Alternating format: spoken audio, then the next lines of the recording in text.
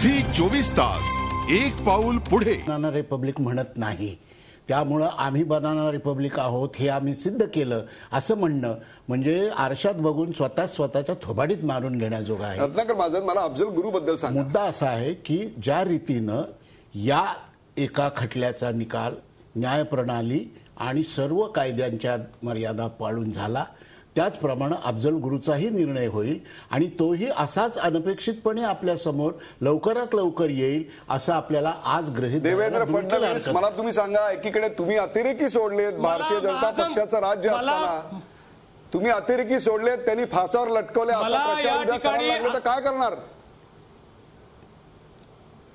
नाही, हा प्रचार सोडून द्या. मी एक गोष्ट महाजन सरांच्या लक्षात आणून देतो. अफजल गुरुच्या संदर्भातल्या सगळ्या कायदेशीर प्रक्रिया स्पष्ट झालेल्या आहेत.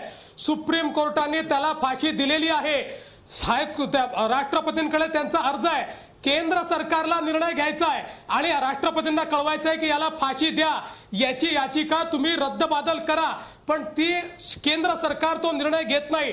अफजल गुरु जिवंत आहे, तो केवळ केंद्र सरकारमुळे जिवंत आहे. आणि एक गोष्ट आपण लक्षात घ्या, मी स्पष्टपणे या ठिकाणी सांगतो, त्यांनी तिरकस म्हणा की चौकस म्हणा, जे खरं आहे ते खरं आहे, जे स्पष्ट आहे ते स्पष्ट आहे. या ठिकाणी अफजल गुरुला केवळ मतांच्या लांगुल चालण्याकरता आपण जिवंत ठेवतात.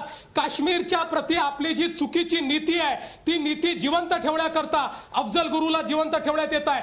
पाकिस्तानच्या दबावाखाली आणि पाकिस्तान मधल्या दहशतवादी ज्या कारवाया करणाऱ्या संघटना आहेत त्यांनी जो आंतरराष्ट्रीय दबाव तयार केलाय त्याच्या अंतर्गत तुम्ही अफजल गुरुला या ठिकाणी निश्चितपणे जिवंत ठेवताय. त्यामुळे या ठिकाणी माझा एक अतिशय स्पष्ट प्रश्न आहे की सुप्रीम कोर्टाने निर्णय दिल्यानंतर अशा प्रकारे त्याला जिवंत ठेवण्याचं कारण काय आहे हे सांगितलं पाहिजे. बरोबर आहे, त्याला नक्की फाशी दिलं जाईल अशा स्वरूपाचं स्पष्ट निसंदिग्ध आश्वासन आत्ताच सरांनी दिलेलं आहे. आपण याच्या पुढच्या मुद्द्याकडे जाऊया. तुमचा मुद्दा अतिशय तीव्रतेने समोर आला आहे की अफजल गुरु बद्दलही भारतीय जनता पक्ष तितकाच आग्रह आहे.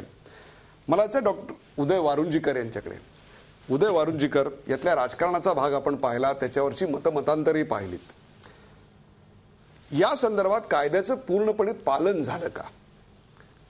कारण त्याला फाशी दिल्यानंतर त्याने दयेचा अर्ज केला, तो अर्ज फेटाळला आणि अर्ज फेटाळल्यानंतर मुंबईहून त्याची येरवड्याला रवानगी झाली आणि त्याला आज फासावर लटकवला. या घटनाक्रमात जेते 7 ते 8 दिवसाचा फरक दिसतो. काय सांगाल आपण? माननीय सर्वोच्च न्यायालयाचं जे निकालपत्र आहे, जे निकालपत्र असं म्हणतं की अनुच्छेद 21 राज्यघटनेचं जे आहे ते असं म्हणतं की प्रत्येक व्यक्तीला आपला जीवन जगण्याचा अधिकार आहे आणि जीवन जगण्याचा हा जो अधिकार आहे तो त्या व्यक्तीला फासावरती देताना देखील लागू होऊ शकतो, अशा प्रकारचं माननीय सर्वोच्च न्यायालय म्हणतं.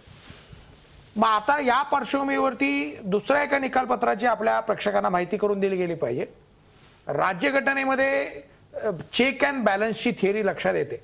त्यामुळे एका बाजूला जरी राष्ट्रपतींना निर्णय घेण्याचे स्वातंत्र्य जरी दिलेलं असलं की अनुच्छेद 72 प्रमाणे राष्ट्रपती हे कुठल्याही निकालपत्रावरती पुढील कुठलाही निकाल अपीलाची तरतूद नसताना त्याला रद्दबदल करू शकतात, अशा प्रकारचा जरी त्यांना अधिकार असले तरी देखील तो जो काही ती निकाल प्रक्रिया परत एकदा सर्वोच्च न्यायालयामध्ये चॅलेंज होऊ शकते. आजपर्यंत अशी अनेक उदाहरणं आहेत की राष्ट्रपतींनी जो काही निकाल दिलेला आहे त्या निकालाच्या विरुद्ध देखील सर्वोच्च न्यायालयात प्रकरणं गेलेली आहेत. आपण जो प्रेक्षकांना घटना क्रमांकाचा उल्लेख केला, जरा थोडंसं सविस्तर आपल्या लोकांना जरा आपल्या प्रेक्षकांना सांगितलं पाहिजे. 5 तारखेला राष्ट्रपती महोदयांची या याचिकेवरती आदेश झाला. 7 तारखेला त्या आदेश गृह खात्याकडे गेला. माननीय सुशील कुमार शिंदे साहेबांनी त्याच्यावरती आपली स्वाक्षरी केलेली असं आपले सगळे मीडिया सांगताय. 8 किंवा 9 तारखेला तो महाराष्ट्रामध्ये आला हे देखील सांगताय. त्याच्यानंतर दिवाळी होती. 12 तारखेला हा आदेश या मयत व्यक्तीवरती बजावण्यात आलेला होता. 12 नोव्हेंबरला बजावल्यानंतर 19 नोव्हेंबरला यांना पुण्याला शिफ्ट केलेलं होतं या मयत व्यक्तीला. प्रश्न असा येतो, या मयत व्यक्तीला हा जो काही राष्ट्रपती महोदयांनी केलेला जो काही आदेश होता तो जर चॅलेंज करायचा जर म्हटला तर तो चॅलेंज करण्याकरता माननीय सर्वोच्च न्यायालयाकडे जायला पुरेशी संधी उपलब्ध झाली होती का? हा प्रश्न या निमित्तानं चर्चेला काय येतोय? तर एका बाजूला आपण असं म्हणतोय की आम्ही या संपूर्ण प्रकरणामध्ये कायद्याचं राज्य दाखवण्याकरता अत्यंत काटेकोरपणे आम्ही हे सगळे नियम पाळले. कुठल्याही एखाद्या प्रकरणामध्ये आपण जर बघितलं तर अपिलाची ज्या ठिकाणी तरतूद असते त्या ठिकाणी अपिलाचा कालावधी दिलेला असतो, अमुक दिवसात अपील तुम्ही करावं. ज्यावेळेस तसा कालावधी नसतो त्यावेळेस विदिन अ रिझनेबल पिरियड, म्हणजे लवकरात लवकर तुम्ही त्याच्या विरुद्ध दाद मागावी असं म्हटलं जाऊ शकतं. विदिन अ रिझनेबल पिरियड ही जी व्याख्या आहे ती कुठल्याही कायद्यामध्ये नाहीये. त्याच्यामुळे त्याचा अर्थ लावताना 90 दिवसापर्यंतचा मुदत ही सर्वसाधारणतः योग्य धरली जाते. मी म्हणतो 90 नाही, परंतु किमान थोडी का होईना अवधी या व्यक्तीला दिला जाऊ शकला असता का, हा या निमित्तानं निर्माण होणारा एक प्रश्न आहे. माणूस मयत झालेला आहे, पण आपण आपले जे काही सगळे नियम आहेत ते नियम काटेकोरपणे पाळले का, असं जे तुम्ही म्हणताय त्याला याचं उत्तर या पार्श्वभूमीवरती शोधलं गेलं पाहिजे असं मला सुचवं असं वाटतं. म्हणजे एक प्रकारे कायद्याची अंमलबजावणी शेवटपर्यंत काटेकोरपणे झाली, पण शेवटच्या क्षणी मात्र जो अवधी द्यायला पाहिजे होता. मला तुम्हालाच एक प्रश्न विचारायचा आहे, या कायद्याचं विशेष, या खटल्याचं विशेष पण लक्षात घेता आणि जनसंवेदना लक्षात घेता अशा प्रकारचा अवधी देण्याची, अशा प्रकारचा मानवतावादी कायद्याला धरून अशा प्रकारचा एक अप्रोच घेण्याची खरंच गरज होती का? माननीय सर्वोच्च न्यायालयाचंच निकालपत्र असल्यामुळे आपल्या सगळ्यांवरती ते जरी इच्छा नसली तरी बंधनकारक आहे. ज्यावेळेस एक्झिक्युशन ऑफ डेथ सेंटेन्स म्हणजे फाशीच्या शिक्षेची अंमलबजावणी करण्याची वेळ येते त्यावेळेस असे जो आर्टिकल अनुच्छेद 21चा जो अधिकार आहे तो अधिकार त्या ठिकाणी लागू होतो असं सर्वोच्च न्यायालय म्हणतं.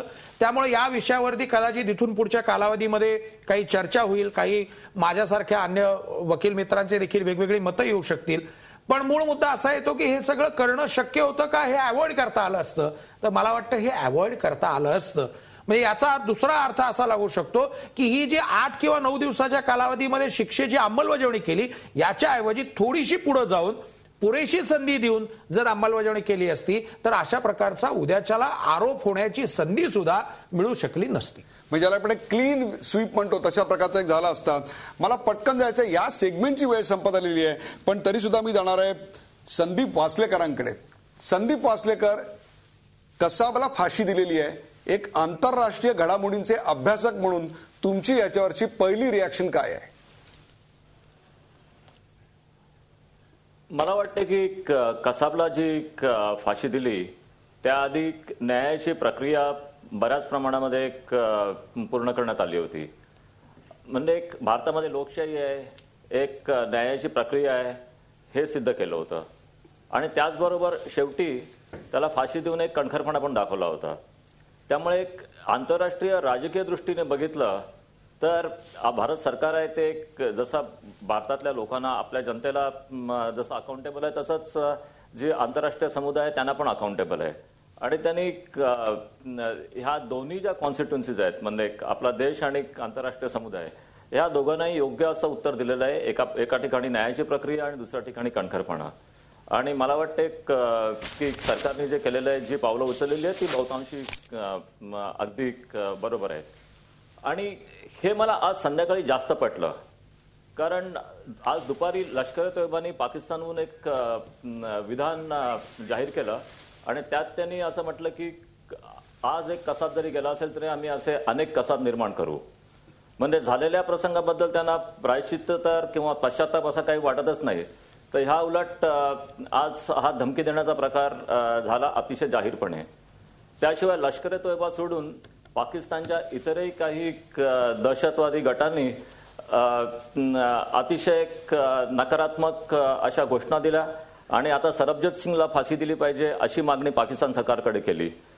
ह्या सर्वाचा अर्थ असा की कसाबला फाशी देऊन पुढे जाण्याची इच्छा पाकिस्तानी जे राजकीय प्रवाह आहेत त्याच्यामध्ये नाहीये आणि त्यांना हे एक दुष्ट चक्र चालू ठेवायचं आहे.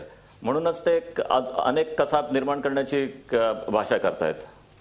ही अतिशय महत्वाची माहिती तुम्ही दिलेली आहे. एक प्रकारे पाकिस्तान आणि अतिरेकी संघटना यांची नेमकी रिॲक्शन काय असू शकते याचाही आपण शोध पुढच्या सेगमेंटमध्ये घेणार आहोत. तसंच या संदर्भात बाळगली गेलेली कमालीची गुप्तता याच्यावरही चर्चा करणार आहोत. कुठे जाऊ नका, पाहत राहा झी 24 तास. अतिशय महत्वाचा तुमच्या जिव्हाळ्याचा विषय आम्ही आज चर्चेला घेतलेला आहे. अखेर लटकला. झी 24 तास, एक पाऊल पुढे.